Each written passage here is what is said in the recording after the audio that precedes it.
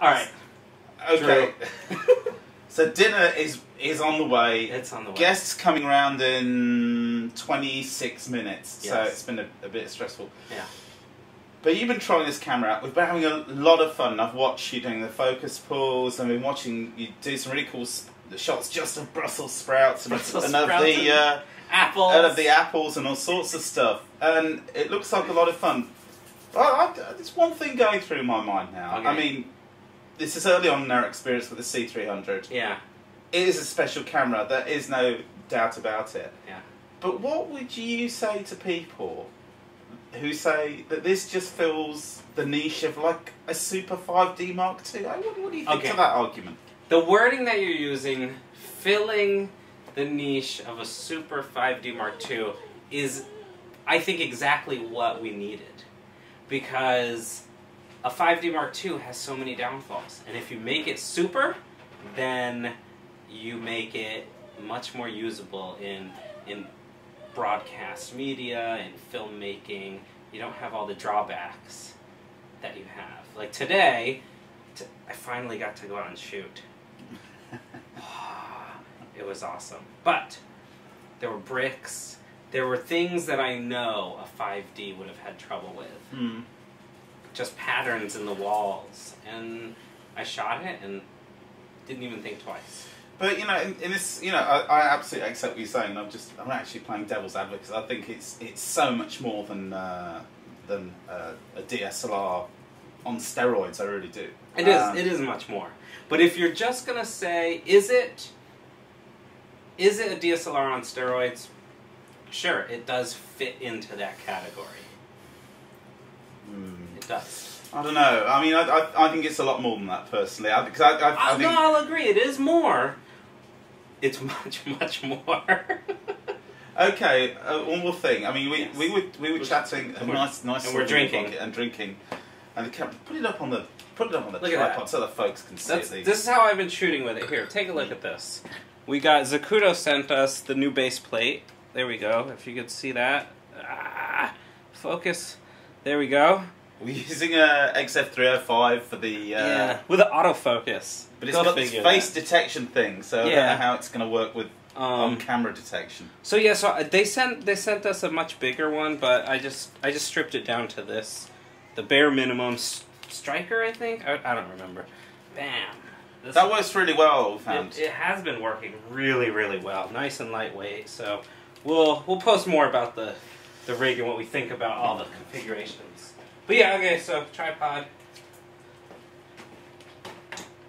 There.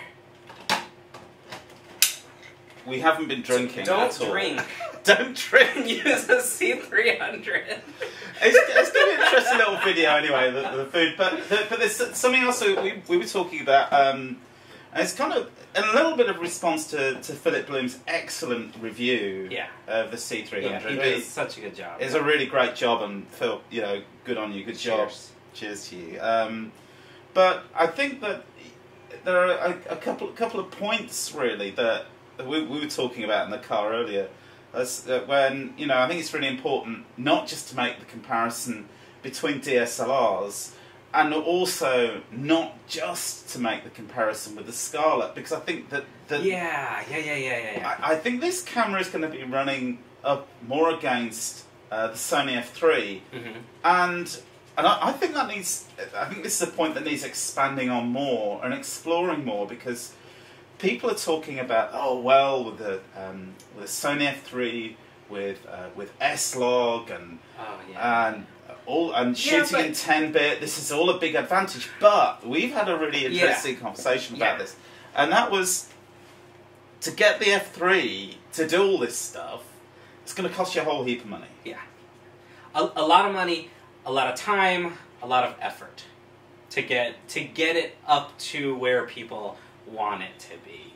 You have to record separately, right? That's correct. You've got to record onto an external recorder. So we're talking about the F3, not the C300. No, not the C300. The Sony F3. The F3 you can record 10-bit. 10-bit, 444. Yeah. With an external recorder. Yeah. Which probably needs a battery and cables and stuff. And more rigging. things. Yeah, more things. More things to go wrong, I think. the beauty of this is it's got less things, and the key thing to remember is, oh, the Sony does 10-bit. Blah, blah. Well, what I would say is I'd love to see some really detailed tests on colour between the Sony and the Canon, because the clever thing about the C300 is it records on a 4K sensor, whereas each colour gets its own little amount of pixels. Green gets what, two? Green gets 2. So I think it's red, green, blue. So red, there's a 1080p worth of red, 1080p worth of blue, 1080p worth of green, and then another 1080p worth of green that does luminance, because I think they're reading the luminance off of that. So the way I was thinking about it, and hopefully I'm not wrong, it's like a 3 CCD camera, but it's all in one. That's right. That's what they've tried to do. That's what I've read anyway, and I think that, I mean, 10-bit, obviously, as Phil has said, is much more than 8-bit many times. Well, if you're talking about one pixel, and you just have one pixel to deal with, 8-bit versus 10-bit, yes, 10-bit has so much more data. But it's not, we're not just talking about one pixel, we're talking about the way you're processing that image. Just the gamma curve that you can shoot on. You're talking about so many more factors than just 8-bit versus 10-bit. Yeah, I think it's a much more complex argument, and I think that, I think the key thing to remember is, I mean, the Sony F3, let's make no bones about it, it's a fantastic camera. It's a really, really great camera. I'd shoot with that camera any day.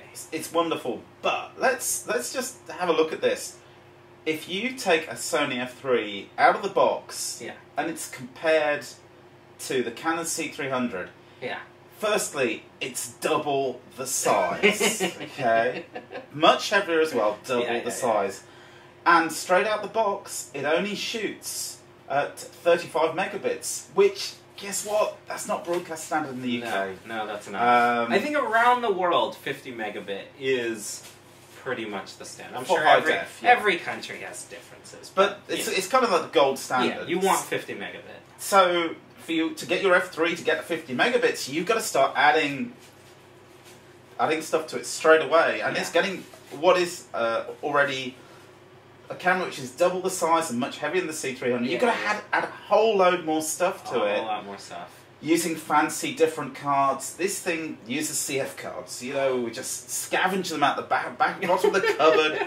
They work, We've been using the Hoodmans in them. They've been fantastic. Which, actually, that's really interesting, because a lot of people here have said that the Canons like SanDisk cards. Yeah. And you have to have them super high rated, they have to be 600X or something to record 50 megabits. We have Hoodman cards that aren't supposed to work, but they work just fine. We shot your documentary with the 305, 50 megabits per second, all on those cards. Yeah. And they work just fine. So I think people need to really shop around and make a good decision on cards. I prefer the Hoodman cards. He does. Really passionate. Drew has all these other cards. And I took them all out, hid them from him. So we're only. This is what I'm up against, guys. But seriously, I mean, just come back to the F3. A great and capable camera, but I think if you stacked an F3 with all its bits on its external recorder, double the size, double the weight, the fancy cards, and all the rest of it, and also, people aren't very keen on the LCD, and they're not very keen on the viewfinder and the F3. Which, oh man. Okay, so I went out today, shot with this. Pretty much this is what I shot with. I didn't do any handheld stuff. And it was great. Easy to focus off of this screen. Very easy to focus. Very easy to focus off the EVF. It was a little bit bright at times when I was shooting, and I just looked in there and I could focus just like that. Wow. So look, stick with us. It's early days. Yeah. We've got a few little. We're cooking up a few little things in production at the moment. So we're doing a bit of prep work on them. Yeah. Getting anything done over Christmas and New Year though is difficult. Yeah. What was Christmas yesterday? Day before, I think. Day before. Day before. But anyway. So anyway, stick with us. Yep. We're going to do some good stuff. Yep. There's going to be some samples of the dinner that we ate. So dinner, and I shot a few test shots. We'll see if I can post any of that. I don't know. I just walked outside and shot birds and water and stuff. It was just to really get used to the controls of the camera. So we've got a nice shoot on Thursday. Yep, Thursday. And on Friday, and on Saturday. And on Saturday. Well, Saturday is the best shoot because... Shh! He said too much already. Ladies and gentlemen. Okay. Happy holidays. Cheers. To the C300. Yes. Yay!